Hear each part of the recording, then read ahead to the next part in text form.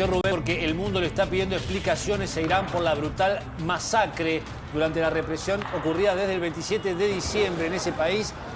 Ya contabiliza el régimen entre 1.850 y 2.000 muertos. Información extraoficial habla de que las víctimas podrían ascender a 6.000. Mientras tanto, Trump pide a la resistencia allí en Irán que tome las instituciones. Vamos, mirá el posteo, acá ahora lo tenemos, vamos a poner el posteo que hizo Donald Trump con relación a Irán, incentivando a que la oposición, ahí lo tenés, sí. Patriotas iraníes sigan protestando, tomen el control de sus instituciones, guarden los nombres de los asesinos y abusadores, pagarán un alto precio. He cancelado todas las reuniones con funcionarios iraníes hasta que cese la matanza sin sentido de manifestantes, la ayuda está en camino.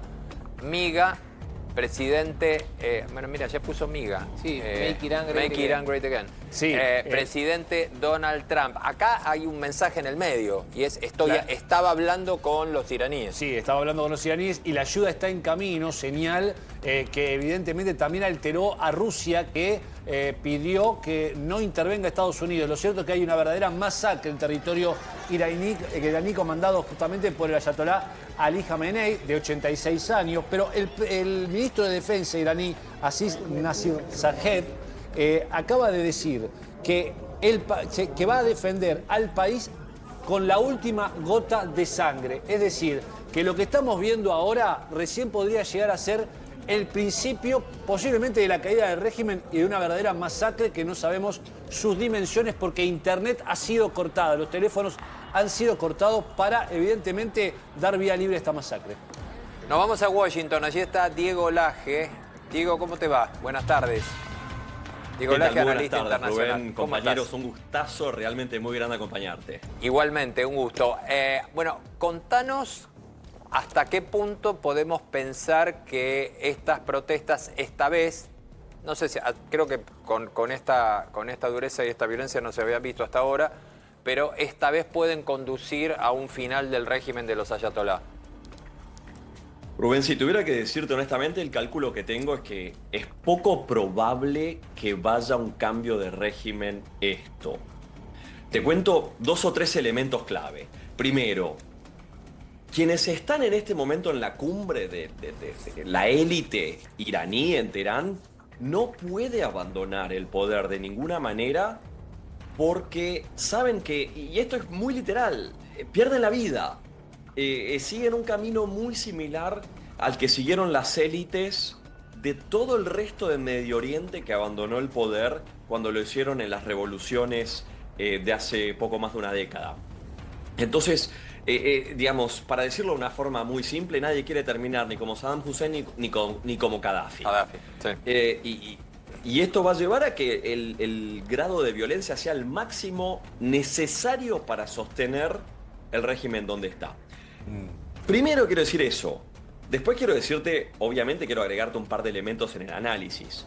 Porque si bien el cambio de régimen es poco probable, sí va a haber que encontrar una salida negociada porque la situación no solo es problemática en lo político, con algún número indeterminado de muertos, algunos grupos acá en Washington, acá hay una diáspora muy importante acá en Washington, muy importante de iraníes que se retiraron luego de la caída de la monarquía del Shah y que viven acá y que llevan sus ONGs, conteos acá, se manejan números de 2.500, también se manejan números de 6.000, como decían los compañeros, o sea, realmente hay un número indeterminado de muertos y ahí no vamos a entrar en esa discusión porque no tiene ningún sentido. Lo concreto que tenemos que calcular es que la caída del régimen es poco probable, pero sí un cambio de ejecutivos al estilo venezolano, ¿no? Tratando de encontrar interlocutores más dialoguistas. Y en eso sí lo veo probable al planteo. Y acá surge una cantidad de interrogantes alrededor de qué pasa con un Irán integrado al mundo. Sí, ahora... O sea, lo contrario de lo que pasa ahora, ¿no? Sí, con un proceso difícil, un proceso que lo está siguiendo de cerca, ese proceso lo está y anhelando Israel, obviamente. Ahora, el tema es, y acá es donde me gustaría meterte con una pregunta, vos mencionaste recién a Venezuela. Hay una diferencia aquí y es el tema de el absolutismo religioso. En Venezuela son negocios y narcos, no sé qué es peor, pero desde el punto de vista de la dureza del régimen, aquí hay un absolutismo religioso que tiene mucho que ver con lo que venimos viendo desde hace décadas de un Islam totalmente radicalizado, que da la sensación que es mucho más difícil de controlar o de que cambie, porque básicamente, vos lo acabas de decir, hay mucha cantidad de gente que está dispuesta a inmolarse. No creo que en Venezuela, en Venezuela me da la sensación que es al revés. Si pueden zafar, zafan, no hay nadie que esté con ganas de inmolarse. Perdón, fíjate que el propio régimen sacó a la gente a la calle. Veíamos imágenes recién que no son de las protestas, porque hay un apagón informático, hay un corte de internet. Sí. De hecho, hasta incluso se habría pedido ayuda los Estados Unidos, el propio Donald Trump, tras resolver su situación con Elon Musk, para que lleven Starlink a Irán, para que por lo menos se pueda conocer qué es lo que está pasando. Hay algunas imágenes de la cantidad de muertos, se apilan los muertos allí en Teherán. Hay un cerco informativo muy fuerte y sacó el régimen a la calle a la gente que lo sigue para demostrar de alguna manera una pulseada de poder contra quienes se manifiestan, diciéndoles que son mercenarios. Vamos a sumar a Paulo Bota, analista internacional, especialista en Medio Oriente. Paulo, buenas tardes. Hola, buenas tardes, ¿cómo están? ¿Cómo están? A ver, estamos con Diego Laje discutiendo y tratando de encontrar un poco más de claridad a esta situación en Irán y saber, bueno, ahora te voy a hacer la misma pregunta para ver tu visión. ¿Vos ves que estemos frente a un proceso, aunque sea largo, pero el inicio de un proceso de salida del régimen de los ayatolás? Sí, esto no es la primera vez que pasa, que creo que es lo que estaban mencionando. Hay un elemento que creo que no hay que nunca dejar de tener en cuenta. El actual régimen iraní llegó al poder a través de una revolución y por lo tanto ha estado, para decirlo de alguna manera, del otro lado del mostrador. Una de las cosas que ha aprendido a lo largo de los 40 años es cómo lidiar con manifestaciones y con levantamientos populares, con desencanto, porque ellos precisamente usaron ese mismo formato para llegar al poder. No es un actor pasivo, aprende porque lo estuvieron, porque lo hicieron, y aprenden a lo largo del tiempo cómo lidiar con estos levantamientos populares. Y luego hay otros dos elementos que son muy importantes. En primer lugar, incluso el presidente Trump lo ha mencionado, no queda claro cuál sería el liderazgo. ¿Por qué? Porque el régimen iraní se ha ocupado a lo largo de los últimos 40 años de terminar con cualquier tipo de oposición. Por tanto, estamos hablando de un país de 90 millones de habitantes, pero no queda claro quién gobernaría. Podría ser una salida a lo Maduro, que tendríamos gente de la Guardia Revolucionaria y clérigos que sean moderados, que se encarguen del futuro de Irán, si no están en este momento los que están en el poder hoy en día, resulta difícil. Entonces, el primer elemento a nivel doméstico es que no queda claro quién podría estar. Y ahí hay dos elementos. Para mí los iraníes son famosos y es una especie de hilo rojo a lo largo de su historia, un fuerte nacionalismo. Lo voy a decir de esta manera: no querer que estén los ayatolás es una cosa, apoyar a extranjeros es otro. Creo que ahí hay un punto de quiebre. Lo hemos visto el año pasado cuando se atacó a Irán. Rápidamente los iraníes pasaron de un discurso centrado en lo religioso a un discurso nacionalista. Eso creo que también hay que tenerlo en cuenta. Ahora, Diego, hay un efecto económico de esto que se sintió especialmente hoy, se estuvo sintiendo porque el petróleo tuvo una suba de alrededor del 3% y básicamente la explicación central de esto es la crisis de Irán, y el temor a que haya interrupciones en el suministro. Es decir, que por un lado tenemos a Venezuela abriendo y diciendo, miren, puede haber más petróleo porque se libera Venezuela, y por el otro lado están diciendo, miren, puede haber menos petróleo porque puede haber restricciones si se complica la situación con Irán. ¿Cómo está impactando esto en Estados Unidos? Rubén, te agarro, te agrego una segunda vuelta de tuerca, las sanciones secundarias sobre Irán. Eso es una bomba atómica económica. Que sin duda está metiendo también ruido en las tendencias alcistas que estás describiendo. Acá en Estados Unidos hay la cuestión que se está mirando es, si querés te la explico en términos de shale oil, de largo plazo. Mirá, el shale de Pensilvania eventualmente se va a acabar y no dura más de 10 años. Acá hay que pensar un país a más de 10 años y el americano promedio es hipersensible al precio de la nafta, hipersensible. Aunque vos me digas, participa muy poco en el gasto mensual. ¿Cuánto sale la nafta? Pone y saca presidentes. Sí. Entonces, no, perdón, es un reloj que claro, es un reloj que ven cambiar todos los días cuando salen de su casa y pasan por la estación. Tal cual, tal cual. Está ahí De en hecho, los lo podés numeritos ver en las electrónicos, aplicaciones cambia todos los días. internacionales de mapas, cuánto está la nafta en tu barrio y cuánto está Claro. en cada estación de servicio. Hipersensible para el votante americano. Después, Pensilvania, con el shale, es un swing state. Acordate, es un estado que no se inclina siempre ni por republicano ni por demócrata. Sí. Así que, justamente, el lugar donde está el shale es donde hay mayor sensibilidad política.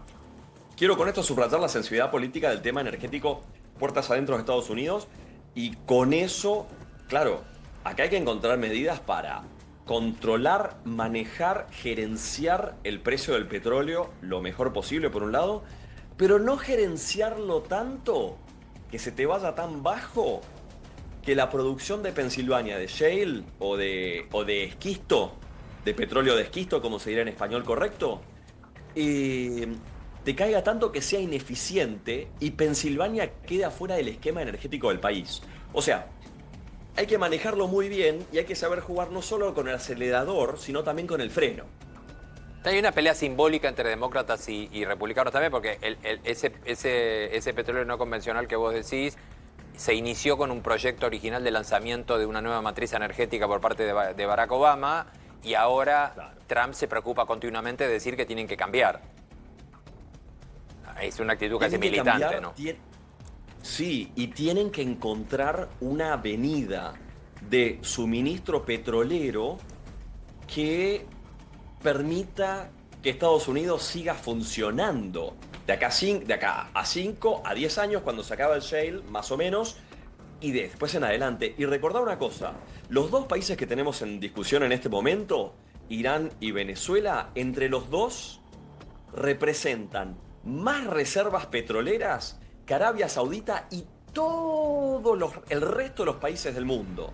Así que estamos hablando de 500.000 millones de barriles de petróleo como reservas Para Argentina hay que decir, agreguemos el dato, para Argentina hay que decir que la noticia de hoy de la suba del petróleo le vino bien, sobre todo tomando en cuenta que la noticia de Venezuela, desde el punto de vista de la alianza geopolítica del gobierno de Javier Milei, estaba muy bien, pero una baja del petróleo a Argentina hoy no le conviene porque uno de los grandes proyectos, el gran proyecto de la Argentina es el desarrollo de Vaca Muerta, que necesitas precio de petróleo más acomodado. Entonces, la crisis en Irán hoy no nos vino mal en ese sentido, Diego, aunque estemos en variaciones chiquitas, pero no nos vino mal.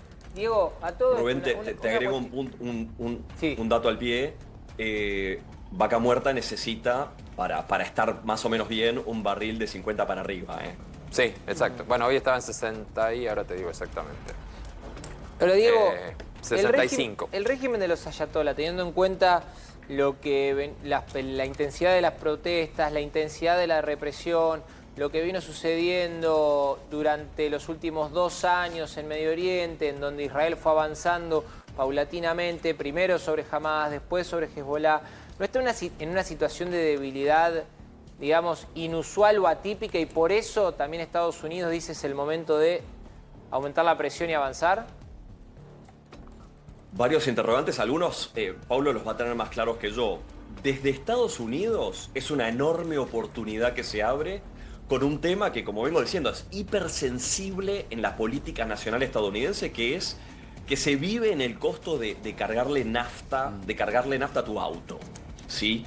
Y esta es la hipersensibilidad política que hay, es un momento para aprovechar, para buscar alguna facilidad que te ayude a manejar ese precio internamente en Estados Unidos.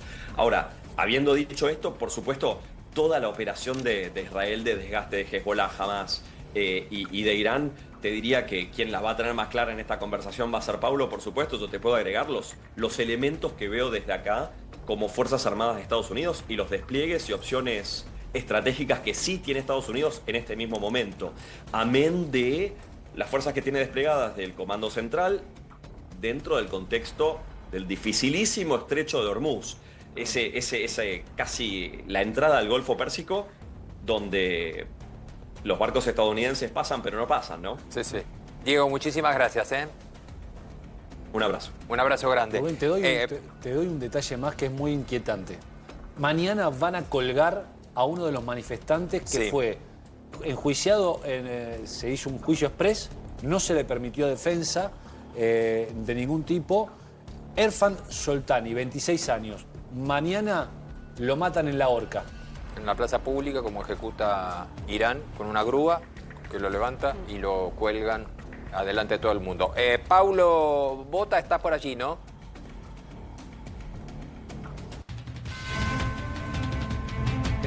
Ahí está.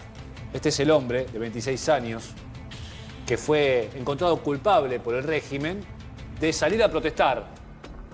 Culpables, a ver, los llaman de alguna manera mercenarios que operan para Israel o para Estados Unidos. Cierto que fue a protestar por las condiciones en las que se está viviendo, con una inflación galopante, con pérdida de libertades individuales, y en un juicio express y sin posibilidad de defensa legal, lo condenaron a morir en la horca. Vos decís en la plaza pública allí en Teherán, probablemente. Sí, si la porque comunidad internacional no reacciona, esto va a pasar mañana y posiblemente tengamos imágenes algunas horas después.